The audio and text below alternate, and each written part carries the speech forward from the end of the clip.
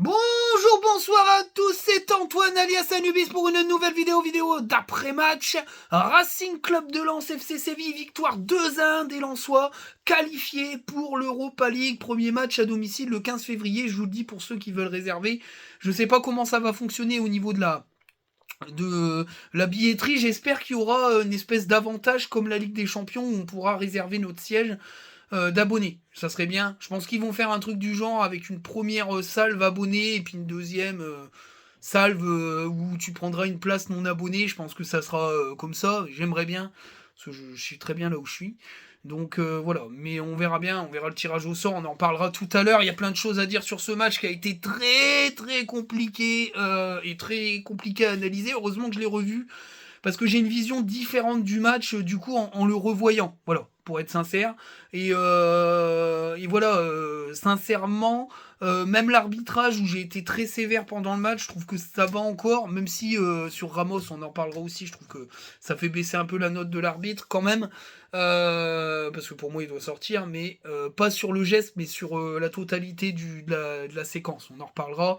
Mais en tout cas, match très compliqué, qui montre encore les problèmes qu'on a, même si on a gagné parce qu'on a retrouvé ces vertus combatives qui sont les nôtres et voilà. Mais en résumé, si c'est pas Séville en face, on perd. Hein. Voilà, faut le dire. Voilà. Alors on parlera aussi des polémiques parce que le fait d'analyser le match et de dire certaines choses, ça plaît pas à certains. C'est pareil, on va en discuter aussi de ça parce que je trouve ça assez limite quand même de toujours aller sur les mêmes arguments, cette même vision des choses qui pour moi permet pas d'avancer et quand on n'avance pas, on finit par reculer. Parce que quand on n'avance pas, c'est les autres qui avancent et on finit par un dernier. Voilà, c'est magnifique comme phrase. Mais c'est vraiment la vision des choses que j'ai moi. Faut avancer. Voilà. On va commencer par la compo de départ. Donc avec Brice Samba dans les buts, le trio légendaire Gradit, Medina, Danso. À droite, Aguilar, titularisé pour la première fois en Ligue des Champions, si je dis pas de bêtises. À gauche, Frankowski. Le doublon, et non pas la doublette, non pas Lismendi, Abdul Samed. Et un duo Sotoka, Pereira da Costa en soutien d'Eli. Alors, pour moi, c'était un essai. Après, quand on voit sur le terrain, c'était plutôt un 3-5-2 avec plutôt Pereira da Costa un petit peu plus proche, on va dire, d'Eli, même si en fait, au final, ça n'a pas du tout fonctionné comme ça. Ça a fini en 3-6-1 quasi à plat pour Ave. Mais voilà, après, bah, Machado n'est pas là, donc comme il n'y a personne derrière et qu'il fallait quand même un joueur assez offensif et que Frankowski est meilleur mais Frankowski à gauche est meilleur que Massadio Aidara au même poste. Moi, je trouvais ça logique de titulariser Aguilar, même si je trouve que bah, c'est moins fort que Frankowski à droite, faut quand même le dire.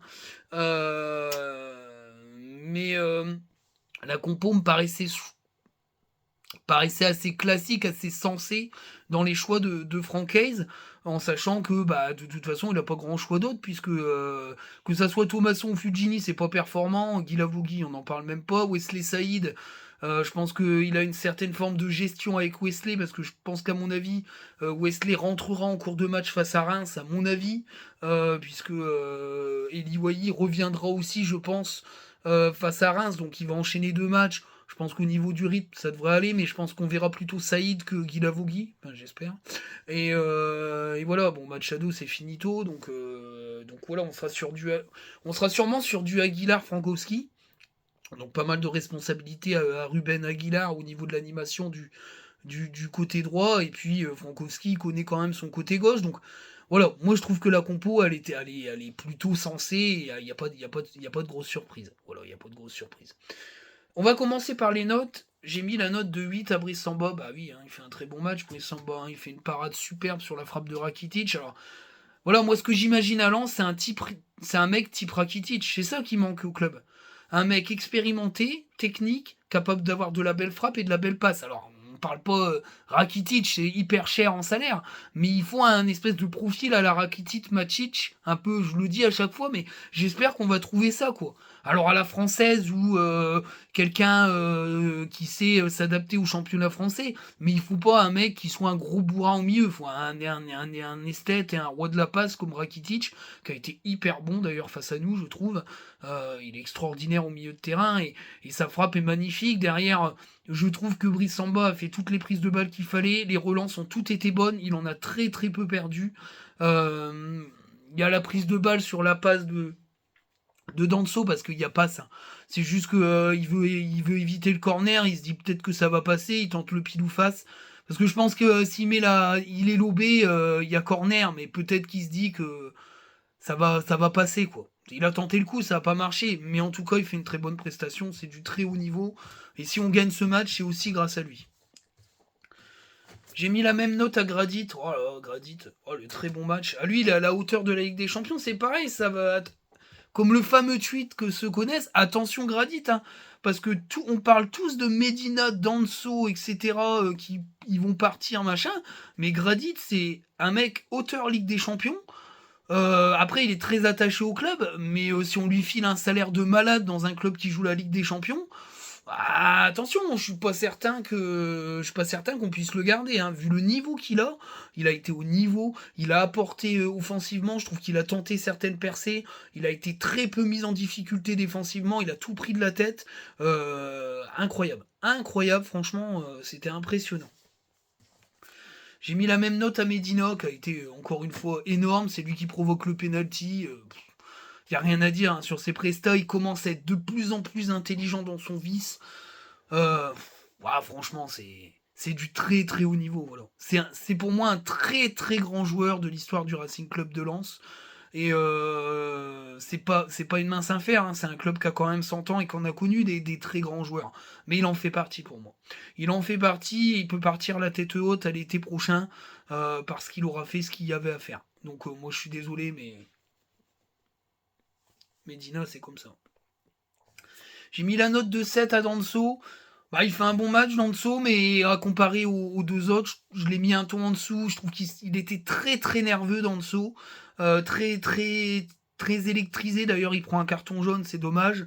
Mais voilà, il y aura des suspendus de toute façon pour le 16e de finale. Donc de toute façon, il va falloir que Francaise fasse aussi des choix dans son groupe pour avoir des joueurs disponibles. Mais en tout cas, voilà, c'est une prestation de bonne facture, mais moi je le mets un petit peu plus en dessous de Gradit et Medina, parce qu'il a moins apporté offensivement. Et par contre, il a tout pris de la tête également, mais très nerveux, très très nerveux. Alors le geste à la fin du match où il dit t'as vu la marée, qu'on est chez nous, ferme ta bouche, c'est vachement excitant, mais après il faut qu'il se calme quand même parce qu'on est en Ligue des Champions et à trop être nerveux comme ça, on prend vite des biscottes hein, et on sort. Hein. Donc bon, mais sinon la prestation elle est bonne, hein, y a rien à dire. Une prestation qui est moins bonne, c'est celle d'Aguilar. J'ai mis 5, c'est un match moyen. Défensivement, ça a été très costaud quand même. Mais offensivement, ça a été compliqué. Il a une charrette au cul, un truc de malade. Il y a une belle passe en profondeur. Il se fait bouffer à la vitesse.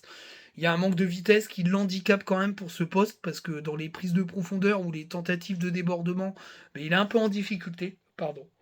Et, voilà, du coup, il n'a pas été très mis en valeur offensivement, mais défensivement, il fait un match plutôt correct. Ça donne un ensemble assez moyen sur la rencontre. J'en attends mieux d'Aguilar. Mais après, c'est pas un joueur qui a 25 ans. Hein, il a dépassé la trentaine, donc il a moins de gève. Mais faut qu'il centre plus, même s'il y a personne, ça peut être contré. Il peut faire des trucs dangereux, ça peut être remis en arrière. Il faut qu'il centre. Il faut qu'il centre. J'ai mis la note de 7 à Frankowski. Bah, moi, je trouve qu'il fait un bon match, Frankowski. Hein. Défensivement, il a été plutôt intéressant. Il est monté en puissance en deuxième mi-temps. Il marque le penalty, il faut le marquer. Voilà, alors après, de la tête, c'est pas un génie. Parce qu'il il fait beaucoup de tête en touche.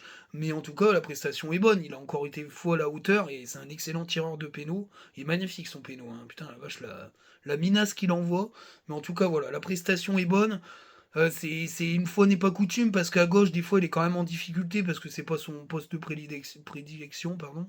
Mais en tout cas c'était vachement intéressant. Moi j'ai beaucoup aimé. Ça fait 2 matchs intéressants à gauche. Ça peut être une solution crédible en sachant que ben voilà il va falloir qu'il dédouble, qu'il rentre dans la faut qu'il dédouble, qu'il rentre à l'intérieur et qu'il décale un gaucher pour qu'il sente du. Sinon c'est compliqué parce que lui il va faire que des centres entrants, les centres de gauche il a un petit peu plus de mal donc C'est voilà, à gauche, on sait il y a des difficultés à centrer quand même s'il est capable de centrer du gauche, voilà. Lui, il est plus à rentrer à l'intérieur et à enrouler du droit, ce qu'il sait très très bien faire, hein, d'ailleurs. Bon, il marque des buts du gauche aussi, mais bon, c'est moins flagrant. Mais en tout cas, la partie plus intéressante, voilà, qu'Aguilar. Moi, je l'ai trouvé mieux qu'Aguilar. Il y en a un que j'ai pas trouvé mieux qu'Aguilar, c'est Abdul Samed, hein. J'ai mis la note de 3, bah, très mauvais match, hein. Voilà, il a récupéré des ballons, mais l'utilisation des ballons sont zéro. Il y a un moment donné, il y a une superbe action, il décale super mal le joueur. Il a pas cette qualité de passe. Et en fait, ça l'handicape à mort dans ce poste-là, parce qu'il n'a qu'un rôle de récupérateur. Mais le problème, c'est qu'il ne se projette pas. Donc, une fois qu'il a le ballon, c'est une passe latérale. Et sa récupération, en fait, le temps qu'il a gagné, le décalage qu'il a gagné sur sa récup, est bouffé par une passe latérale qui permet à l'équipe adverse de se replacer. Donc, voilà, c'est un mauvais match. Il n'a pas été à la hauteur. Nampalys Mendy, bien sûr, il s'est blessé très rapidement, donc il n'est pas noté. Hein, voilà, c'est tout. Y a rien à dire là-dessus.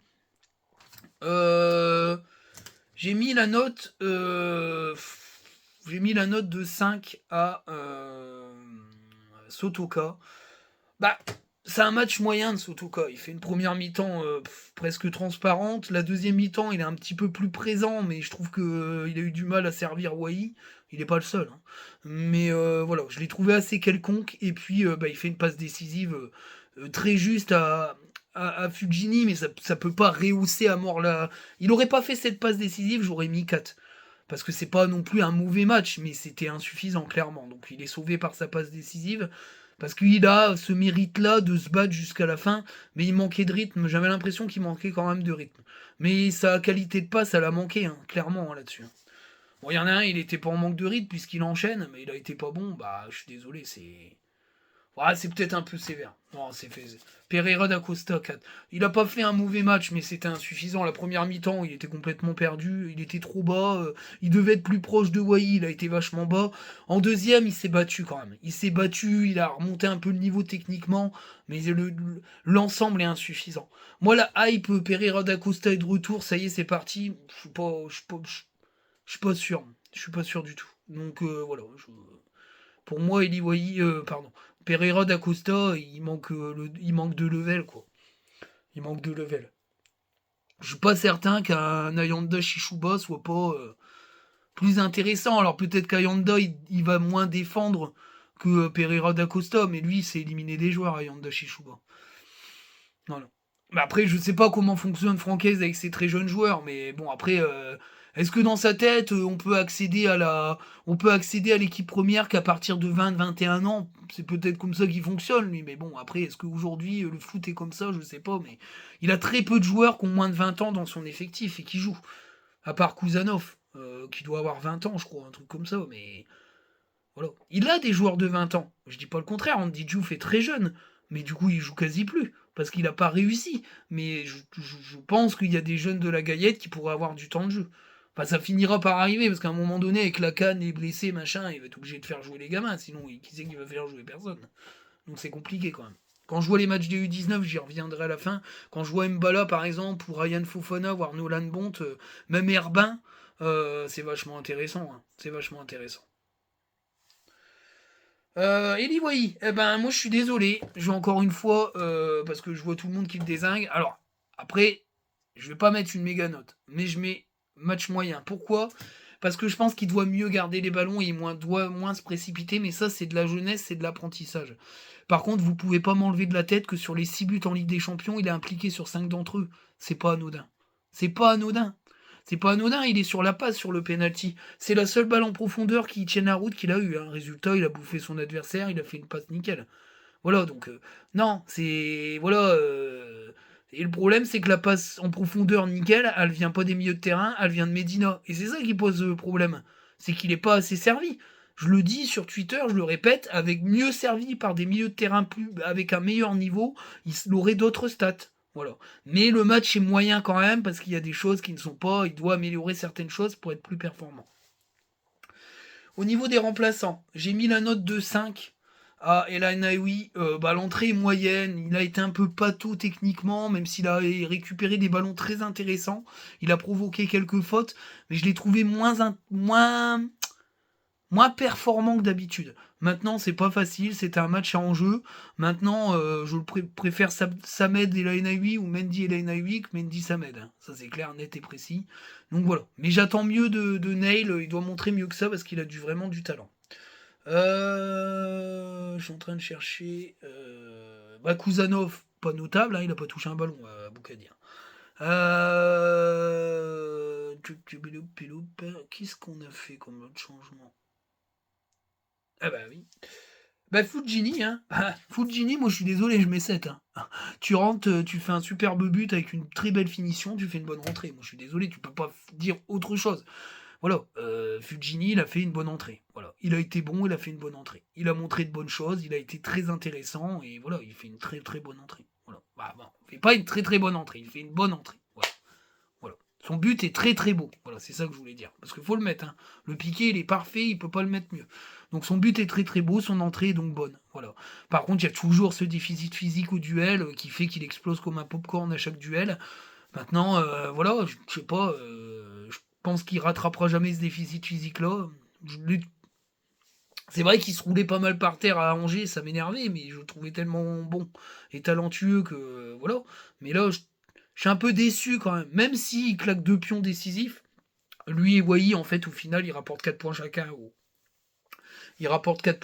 au Racing Club de Lens, tout simplement. Donc voilà, il est décisif, mais j'en attends plus. Voilà. Mais en tout cas, l'entrée est bonne, hein, il a été plus que décisif. Un qui n'a pas été décisif du tout, c'est Guy Lavogui, hein, très mauvaise rentrée, moi je suis désolé. Alors, il récupère un ballon, il tient un ballon. Ouais, ok, ouais, c'est bien. C'est bien, ouais, ça s'arrête là. Ça s'arrête là. C'est, c'est pas bon, c'est pas bon du tout. Il rentre pourquoi, Guy Lavogui? Pourquoi il fait pas rentrer Saïd et il fait rentrer Guy Lavogui?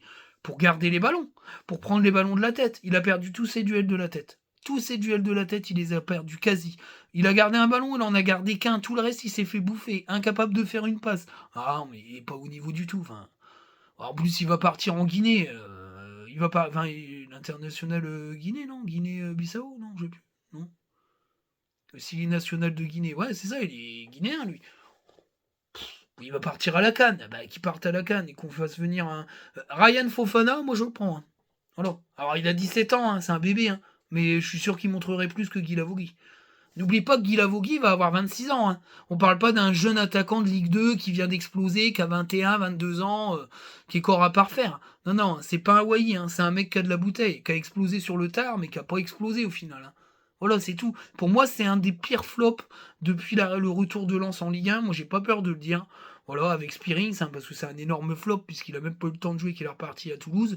Ça fait partie des 2 pires flops depuis l'entrée du retour de Lens en Ligue 1. Moi, j'ai pas peur de le dire. 4,5 millions d'euros pour ce joueur, on s'est pris une pile. Voilà, c'est tout. Et pour moi, son entrée n'a servi à rien, et ça nous a d'ailleurs pour moi fait reperdre le fil parce qu'on n'avait plus d'attaquant du tout capable de faire quelque chose. Donc ça a été très compliqué. Voilà un peu les notations. Alors, Franck Hayes, euh, j'ai mis la note de 6 parce que le coaching est gagnant. Donc du coup, il a un bon coaching. Par contre, la stratégie, je pense qu'il a un peu... la stratégie d'être attentiste, elle vient de lui. Elle est franchement pas la meilleure, quoi. Moi, je trouve qu'on a trop subi. Donc c'est correct, mais attention à pas vouloir trop gérer les trucs comme ça, parce qu'on est incapable de gérer. Même si on est très résistant défensivement, moi je trouve que c'est pas notre jeu et que c'est pas dans l'ADN de Lens de subir autant et de reculer autant et d'avoir une position aussi basse, moins de 40%. Enfin, on est arrivé à 40% de possession, c'est très très bas, quoi. Enfin, c'est des standards auxquels on n'est pas trop habitué quand même. Donc voilà. L'arbitrage, l'arbitrage, il est insuffisant, hein, parce que pour moi, l'arbitre, il doit sortir Ramos, parce que Ramos, il latte le pied du gardien, déjà, il y a carton jaune, derrière, il chambre. Les arbitres de touche, ils doivent le dire, hein, qui fait chut, et comme ça, il doit aller, hop, allez, deuxième jaune, rouge, allez dehors, hop, terminé. Normalement, il sort, Ramos. Il sort, voilà. Je suis désolé, mais il le latte dans les mains. Voilà, après, Brice Samba, il a dû avoir mal sur le coup, après, il se roule pendant 2 heures, mais... Voilà. Après, Il y en a qui aiment beaucoup, Ramos. Moi, je trouve que c'est une pute. Et que moi, je serais pas content d'avoir Ramos dans mon club parce que je trouve que son comportement est exécrable. Et qu'un mec comme Medina, qui a un peu plus de grinta et beaucoup plus intelligent dans sa manière de faire. Après, ça reste que Ramos est un excellent défenseur qui est sur le déclin, mais à qui il reste encore une grosse bouteille et qui sait gérer. Maintenant, je trouve que l'arbitrage avec Ramos est toujours compliqué parce que je sais pas comment ils font les arbitres pour pas siffler faute à chaque fois, mais le mec a une putain d'expérience et c'est un joueur de très haut niveau, mais j'aime pas du tout la mentale, quoi. C'est une mentale de FDP. Mais voilà, après la Panenka elle est magnifique, hein. Voilà, il a du talent, hein. Faut y aller hein, pour faire la Panenka hein, quand même, hein. C'est. Faut avoir des couilles, hein. Faut avoir des couilles. Mais bon, c'est comme ça, hein. C'est un grand joueur, hein. Ça, je dis pas que c'est pas un grand joueur, mais je dis que c'est une pute. Clairement, voilà, clairement. Et voilà, bah, c'est pareil, hein, Séville, Séville, j'ai trouvé ça moyen, hein, parce que mis à part Rakitic qui est exceptionnel et qui pour moi, voilà, il est à Séville, mais il pourrait aller dans n'importe quelle équipe de Ligue 1 de haut de tableau, il serait monstrueux. C'est compliqué quoi. Même El Nesri, je trouve qu'il c'est limite. Tout le danger est venu de Rakitic. Au final, il tient le milieu de terrain, mais un tel niveau qu'on s'est fait bouffer. Mais après, moi, je trouve ça moyen, mais c'est normal, hein, c'est une équipe qui est 16e. Maintenant, je pense qu'ils voulaient vraiment continuer en Ligue Europa parce qu'ils savent la gagner et qu'ils savaient qu'ils ne resteraient pas européens la saison prochaine. Ils n'y seraient que s'ils gagnaient l'Europa League. Bah là, force est de constater que ça va être une saison très très merdique parce qu'ils sont 16e, ils ont plus de Coupe d'Europe à jouer. Ils sont pas loin de la zone de relégation. Faut les remotiver, les gars de Joe, hein, parce que les mecs, ils doivent tous chercher une porte de sortie pour la saison prochaine déjà, hein. Déjà. Puis même à mercato d'hiver, c'est possible qu'il y ait des joueurs qui veulent partir. Hein, donc compliqué, hein. C'est compliqué. Il y en a, ils vont peut-être dire je me sens plus bien, je voudrais te prêter. Et voilà. Donc ça peut être une catastrophe industrielle. Je pense que cette qualification, elle était vitale pour eux. C'est aussi pour ça qu'ils ont donné le tout pour le tout. Mais voilà, c'est très compliqué. Alors on va commencer à débriefer la première mi-temps. La première mi-temps, en fait, c'est pas compliqué, hein. Le choix stratégique de Francaise est mauvais. Parce que je pense pas que c'est les joueurs qui ont décidé de subir comme ça. Je pense que c'était une décision du coach d'être un peu bloc bas. Mais le problème, c'est qu'on a été méga trop bas. Même si des fois, je voyais Franck Hayes demander à ce que ça remonte un peu, il n'était pas super écouté, quoi. Et le problème aujourd'hui, c'est que quand t'es trop bas et que t'es lent et que t'as aucune animation offensive, ben, voilà, on était incapable de ressortir proprement les ballons, il n'y avait aucune élimination possible et il était trop esselé, il était trop loin, ouais, il pouvait pas, il avait que des longs ballons à prendre de la tête, il n'y avait aucun ballon placé ou mis sur le côté pour essayer de le lancer, pour qu'il essaye de faire la différence et peut-être de faire remonter tout son bloc. Ça a été fait quelques fois, mais la première mi-temps est pour moi, je le dis, indigne du Racing Club de Lens de l'ère Joseph Ogourlian. Et si c'est pas Séville qui est malade en face, on prend au moins 2 pions. Voilà. Déjà, on devait en prendre un, hein, parce que s'il n'y a pas Brice Samba dans les buts, il y a un but magnifique de Rakitic et le 1-0 a été mérité pour Séville. C'est voilà, donc on peut féliciter Samba qui maintient à flot l'équipe alors qu'on était en perdition totale. Nampalis Mendy se blesse et Lainaoui rentre. Et Lainaoui, il relance petit à petit la guerre du milieu de terrain, mais on a été extrêmement piétiné. On termine à 37% de possession de balle, si je dis pas de conneries. Et on termine la mi-temps à 0-0. Très. Comment dire J'étais quand même assez circonspect, voire même assez négatif, quoi. Pessimiste hein, quand même un petit peu sur ce match où je voyais Séville nous claquer un pion à la 85e au bout de 40 minutes au bout de 40 minutes d'une domination ultime en deuxième mi-temps. Moi, je le sentais comme ça, un vieux but à la 85e, on n'a plus rien dans le slibard. Mais ça s'est pas passé comme ça. Les vestiaires ont dû trembler, hein. Je pense que Franck Hayes ne devait pas être content non plus du comportement. Il devait peut-être pas demander à ce que les mecs soient aussi bas et aussi mauvais techniquement. Et on démarre la deuxième mi-temps beaucoup plus intéressant. Déjà, il y a un pressing plus important, parce qu'on a fait un pressing hyper désordonné aussi en première. En deuxième, il était déjà plus intéressant. Mise en difficulté, j'ai trouvé que Séville avait commencé un petit peu à déjouer. On récupérait les deuxièmes ballons plus facilement. Et puis sur le premier but, c'est comme d'habitude, c'est le facteur X de cette équipe, Medina, qui fait une passe en profondeur magnifique sur Ali Wahi. La première fois qu'il est bien servi en profondeur, ça fait mouche, hein, la passe en retrait. est plus ou moins de qualité. Derrière, il se fait toucher, il y a penalty. Voilà, Frankowski parachève la sentence, hein, et ça fait 1-0. Alors, contre le cours du jeu, globalement, oui, mais sur le début de première mi-temps, c'est plutôt mérité vu qu'on revient dans la course. Et puis après, les coachings, quoi. Après, il fait un coaching parce que je pense qu'il veut, quand il se dit qu'à 1-0, il faut qu'ils en mettent deux. Je pense qu'il veut, il va reposer Wai pour Reims, ce qui me semble à peu près logique. Et voilà, en fait, le problème, c'est que l'entrée de Guilavogui nous perturbe totalement offensivement, qu'on n'a plus d'attaquants. Fujini remplace Pereira da Costa, il essaye, mais physiquement c'est compliqué. Et puis de toute façon, les ballons récupérés par Guilavogui sont perdus dans la foulée. Et on reprend une bordée de domination et de pénalty est logique. Hein. Il lui prend le bras, même s'il le lâche, il est déstabilisé, il y a péno. Voilà, il y a carton jaune, Medina sera suspendu, je crois, pour les 16e, donc il y aura pas mal de suspendus, donc ça va être compliqué. J'espère qu'on va essayer de tenir. Et puis voilà, il y a péno, il a retiré, logiquement, parce que là-dessus ça a été plutôt bien arbitré, il a avancé, même si la parade est superbe. Derrière, il claque la Panenka, il claque aussi Samba, et je pense que ça a révolté les joueurs quand il a commencé à chambrer le public. Ça, je pense que ça a eu un effet qui se coule. Parce que j'ai trouvé l'équipe qui a pas lâché en fait. Et qui a allé au pressing. Et en allant au pressing, on les a complètement fait déjouer. Et sur la récupération, à la toute fin du match, c'est vrai qu'on a subi. On a subi quand même, mais on avait un pressing quand même plutôt ordonné. Après, Guilavogui, il courait pas. Je suis désolé, mais je reviens sur lui. Quand on dit Eli Wahi, il presse pas, mais je suis désolé. Eli Wahi, il presse 10 fois plus que Guilavogui. Et Guilavogui, il se faisait engueuler. Il s'est fait engueuler par le public toute la fin de match parce qu'il courait pas. Il mettait pas un tacle ou il essayait pas d'aller se battre pour embêter la première relance. Bah, c'est trop facile pour Séville. Donc on a subi pendant presque 10 minutes. Mais héroïquement, j'étais pas forcément stressé parce que je voyais qu'on défendait bien.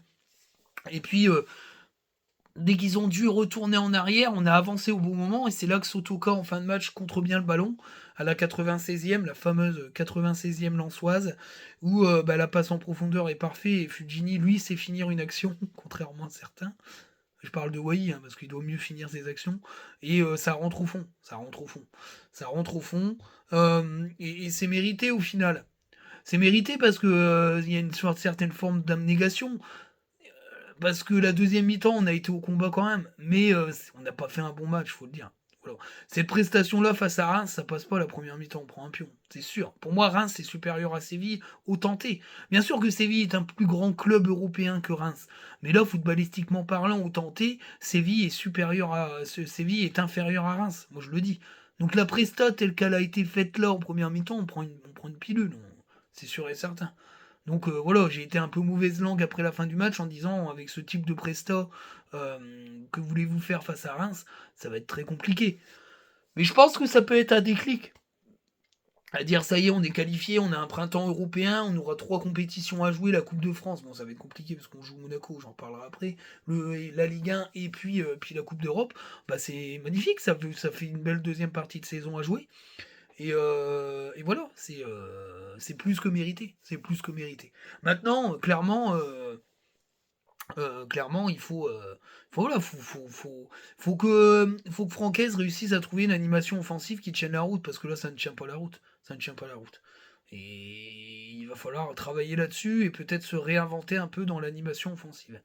La conclusion, c'est qu'on est troisième, qu'on a mis, qu'on a terrassé Séville, qu'on a quand même un groupe où t'as une équipe qui a gagné 25 000 l'Europa League, t'as le champion en titre d'Angleterre, qui est le meilleur championnat du monde, et t'as le champion en titre incontesté du championnat hollandais, qui est quand même un championnat qui est très proche du top 5, et le PSV Eindhoven est invaincu depuis le début de l'année. Au final, tu finis troisième. C'est presque pas logique parce que tu devais finir dernier et au final, t'es à un point de la Ligue des Champions. Donc respect, bien sûr, mais ça n'empêche pas que le match a été mauvais, qu'aujourd'hui, les gens qui disent on était en Ligue 2, hein, vous allez nous dire ça dans 5 ans aussi. La Ligue 2, c'était une autre époque, une autre ère. Aujourd'hui, il faut être exigeant parce qu'on est dans l'ère Ougourlian et qu'Ougourlian a cette exigence-là aussi vis-à-vis de son équipe et de son staff et de ses employés et de sa direction. Ben nous aussi. Voilà. Moi, je suis désolé, mais le lance d'Ougourlian, c'est pas le lance de la fin de règne de Gervais Martel et de Moustachov. Ça n'a rien à voir et donc j'ai un degré d'exigence qui est beaucoup plus grand. Voilà. Quand j'étais en Ligue 2, j'étais triste, mais j'attendais rien, j'étais quand même déçu, mais j'avais pas d'exigence. Parce qu'au final, Lens était devenu un club lambda, on avait une équipe de merde, fallait pas s'attendre à quoi que ce soit. Aujourd'hui, on n'a pas une équipe de merde, bordel. Donc oui, les remarques, on était en Ligue 2, vous oubliez tout, non, on n'oublie rien du tout, c'est tout. C'est que la Ligue 2, c'était il y a 4 ans, faut à un moment donné, voilà, tu finis tes vice-champion de France, t'as des exigences, c'est normal. Même si c'est une année extraordinaire, tu finis quand même entre 7ème et 8ème de Ligue 1 depuis 4 ans, bah désolé, t'es une équipe top 7 de Ligue 1. Top 7 de Ligue 1, t'as quand même des exigences en termes de football. Moi, je suis désolé. Donc voilà, c'est tout. On va revenir sur Marco Ramos qui joue. Ah, c'est bon. Et puis Veselinovic, et puis ce que tu veux. Non, mais à un moment donné, arrête avec ça, quoi. C'est bon. On n'avancera pas avec ce genre de pensée-là. Et on finira par régresser. Et quand le club redescendra, parce qu'il n'y aura plus aucune pression des supporters, parce que bah, on est en Ligue 2, marche c'est déjà pas mal, vous leur cracherez à la gueule si le club descend, vous direz vous avez détruit notre club et blablabli blablabla. Bah non. Ce qui détruit le club, c'est de dire ah, on est en Ligue 2, c'est bon. Non, non, ça c'est n'importe quoi. Donc non. Faut être exigeant. Voilà. Faut être exigeant. L'Europa League, 15 février, 22 février, si je dis pas de conneries. Match aller à domicile face à un deuxième de groupe. Il y a du beau monde, hein, Villarreal, Fribourg, la Roma, entre autres. Bon, il doit y avoir d'autres troisièmes, je crois Karabakh. Bon, ça c'est un match assez piège. La Roma, c'est du très lourd. Villarreal, c'est aussi du très lourd. Fribourg, bah, ça doit bien jouer au foot. C'est des clubs allemands, c'est pareil, c'est aussi des clubs très très durs à jouer. Donc voilà, il y a du beau monde. On en saura de plus ce soir. Non, on en saura de plus demain. Pardon. On en saura de plus demain. On est mercredi aujourd'hui. Ce soir, c'est Paris. En espérant pour le football français qui se qualifie, ça va pas être facile, mais bon, va falloir s'en occuper. Et puis voilà. Alors la projection, c'est bien sûr Reims à domicile, un match hyper important pour sécuriser le top 6, top 7. Va falloir gagner pour y croire parce qu'un match nul et les autres vont se rapprocher de nous, on va glisser 10e. Donc faut gagner ce match pour solidifier la place en top 5, top 7. Parce qu'on est très proche des Rémois et qu'on repasserait à quelques points au-dessus. Donc voilà, surtout qu'on va à Nice après. Donc défaite, on va dire défaite interdite pour Ah, défaite interdite, non, mais défaite très peu souhaitable pour l'objectif top 8. Match nul, bon, c'est pas tip top. Victoire, ça serait nickel. Mais bon, c'est Reims en face, hein, va falloir être bon. Il y a pas mal de suspendus et malheureusement, Gradit est blessé. Non, Palis est blessé, ils sont pas là samedi, c'est sûr et certain. Voilà, à voir si on les aura peut-être même pas pour Nice, donc on va voir Aboukadir Kouzanov et sûrement, parce que Medina est suspendu, je crois, on va sûrement voir Aboukadir Kouzanov et Massadjou Aïdara à gauche, avec Aboukadir Kouzanov à droite, avec Danso au milieu. Je pense que ça va être ça, et du coup, bah, c'est sûr que c'est Aguilar Frankowski en piston. Hein. Après, on va voir. Non, Palis Mendy étant blessé, ça sera Samed et Lainaoui au milieu de terrain, et puis peut-être Pereira d'Acosta et Sotoka derrière Eliwai, sûrement, ou alors Fujini, Sotoka derrière Eliwai, il y a des chances. Après, il y a Adrien Thomasson aussi, hein, qui pourra peut-être démarrer face à Reims, mais Thomasson, c'est compliqué quand même. Moi, je trouve qu'il est pas très en forme et que c'est pas tip top. Voilà, voilà. Alors, petite parenthèse, bien sûr, comme il y a pas mal de blessés, il y aura sûrement des joueurs à surveiller chez les jeunes. Bravo, bravo aux U19 en Youth League qui sont imposés de manière... Ouais, donc on fait match nul, pardon. Lapsus. Ils ont fait match nul un partout aux jeunes de Séville. Alors, c'est un manque d'expérience hein, parce qu'ils doivent gagner 3-0. Hein. Ils doivent mettre 2 buts de plus et au final, ils en prennent un. Mention spéciale à Ryan Fofana. Hein. Il a 17 ans, mais qu'est-ce qui m'a impressionné, le gamin. Une vitesse, une puissance, une progression qui semble vraiment très très très forte. Et puis Nolan Bond qui a fait un excellent match, une passe décisive, un penalty. Bon, il n'a pas été transformé, mais il l'a provoqué. Une passe décisive, il a été très bon. Herbin, pareil, c'est très bon au milieu de terrain, très intéressant. Escoufler, pas mal aussi, je trouve, sur le côté, très rapide. Ouais, il y a Mbala qui aura peut-être sa chance d'intégrer le groupe pro. C'est très très intéressant. Très intéressant. Même Gagnou, j'ai trouvé quand même pas mal, techniquement aussi. Il y a une belle génération U19 qui va sûrement intégrer pour beaucoup la N3, donc je pense qu'il y aura un peu de roulement en N3. Je sais pas qui en N3 va. Il y a Fodesila qui était blessé, malade, je crois. Shishuba était pas là puisqu'il était dans le groupe Ligue des Champions. Par contre, en N3, je sais pas qui de la N3 sera conservé ou montera en pro ou sera prêté. Ah, c'est compliqué, hein. C'est compliqué quand même parce que je sais pas si cette génération-là, N3, aura beaucoup de joueurs qui vont venir chez nous en pro l'année prochaine. Voilà, après c'est une saison plus ou moins mitigée, il y a des défaites, des victoires.